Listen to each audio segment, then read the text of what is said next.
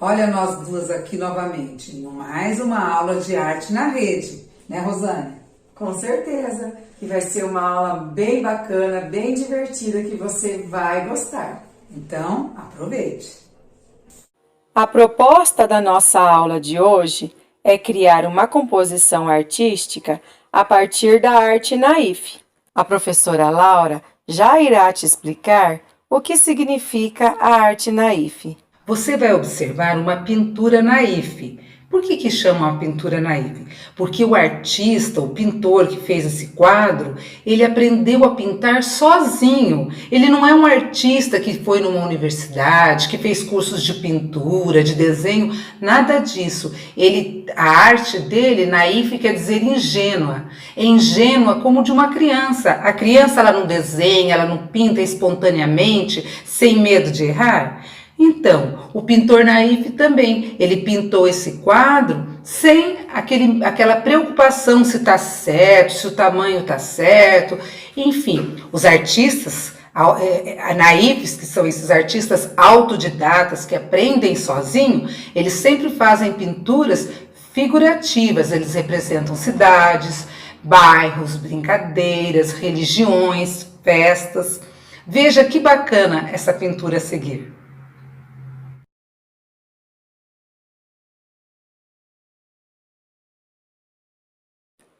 O que você vê nesta imagem? Quais os elementos que compõem esta paisagem?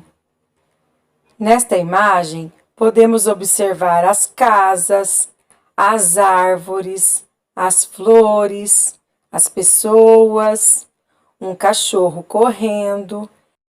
Você já esteve ou conhece algum lugar parecido com esta paisagem? Quais são as emoções que você sente ao olhar esta imagem? E a proposta de atividade é criar um objeto sonoro, utilizando a obra que observamos da arte naif como referência para criar a nossa composição. Para isso, podemos utilizar uma lata de leite em pó ou de achocolatado, e os materiais poderão ser diversos também. Podemos utilizar desenho e pintura, colagem com papel, com tecido, pintura com guache ou cola colorida, entre outros que você possa ter em casa. E observe na imagem alguns exemplos de composições. Nesta aqui, a professora Laura utilizou papel camurça e giz de cera. E esta é a minha composição. Eu utilizei o recorte e a colagem, fazendo flores com a técnica do kirigami. Mas e agora? Se ele se chama objeto sonoro, como que eu faço para produzir sons com ele? Para isso, eu fiz também uma baqueta. Utilizei um lápis, fiz uma bola de papel e colei na ponta com fita adesiva. E olha só que interessante! Eu consigo produzir 2 tipos de sons com o meu objeto sonoro. Vamos agora falar sobre os parâmetros sonoros, que são a intensidade, a altura, duração e timbre. Eu vou te mostrar na prática esses parâmetros sonoros, que é a altura, a intensidade, a duração e o timbre. Vamos começar com a altura, que é o som agudo e o som grave. Um mesmo instrumento, ele pode ter, por exemplo, uma flauta, ou um piano, ela pode ter o som agudo e o som grave no mesmo instrumento. As vozes também, tem pessoas que têm voz aguda, que é aquela voz fina, que dá para cantar, pega tons altos, e tem pessoas que é a voz mais baixa, a voz grave, que é o caso da minha voz. E aqui eu vou te mostrar 2 sons, um agudo e um grave. Vamos começar com o agudo, esse sino aqui, ó. É um som estridente, agudo. E aqui nós temos um som grave, ó. Então você viu a altura, o som agudo e o som grave. Nós temos a duração, que é o tempo do som. Por exemplo, é um som curto. Um som longo, ó. Um som longo. Um som curto. Eu posso mostrar também aqui nessa vagem. Aqui a criança pode fazer sua produção, sua composição artística, pintar com tinta guache, tudo. E aqui ela pode trabalhar um objeto sonoro.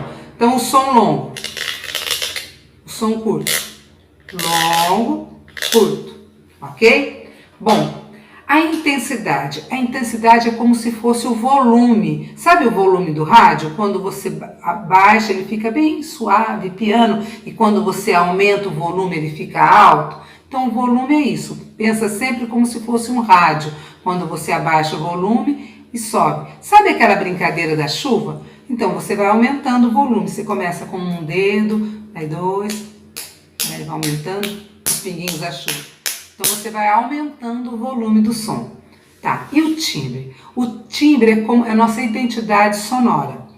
É como se fosse a nossa identidade digital. Cada um não tem uma identidade única digital? O timbre também. Cada um tem uma identidade única, um timbre único de voz. Pode ter timbres muito semelhantes, mas cada timbre é único.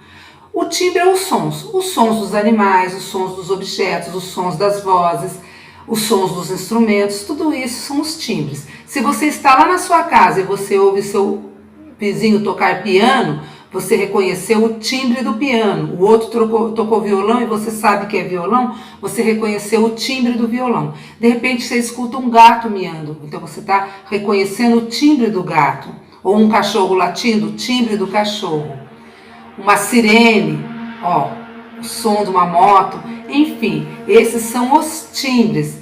Por exemplo, você convive com diversos timbres diariamente. Bom, nós falamos da duração, falamos da intensidade, falamos da altura e também falamos do timbre. A partir desses parâmetros dos sons, você pode realizar várias propostas musicais. E no nosso objeto sonoro?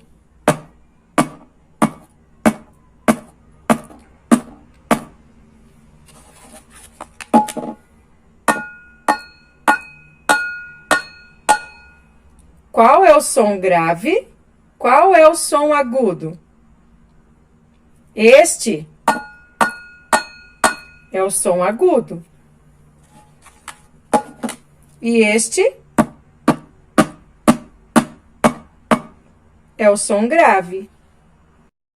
Agora eu vou cantar uma música e tocar com o meu objeto sonoro para você perceber melhor sobre os sons agudo e grave. Acorda, Maria, que o sol irradia e as flores precisam de água pra já. Jasmim vem cantando e o cravo bufando, põe água nas flores de maracujá. Cai a tarde e a rosa não para de cantarolar. Vem a noite e a festa termina, é hora de sonhar. Chegamos ao final da nossa aula, espero que você tenha gostado, tenha usado a sua imaginação e feito trabalhos bem legais, né, Rosane? Isso aí, e aguardamos você na próxima aula com outras atividades bem legais. Tchau! Tchau, tchau!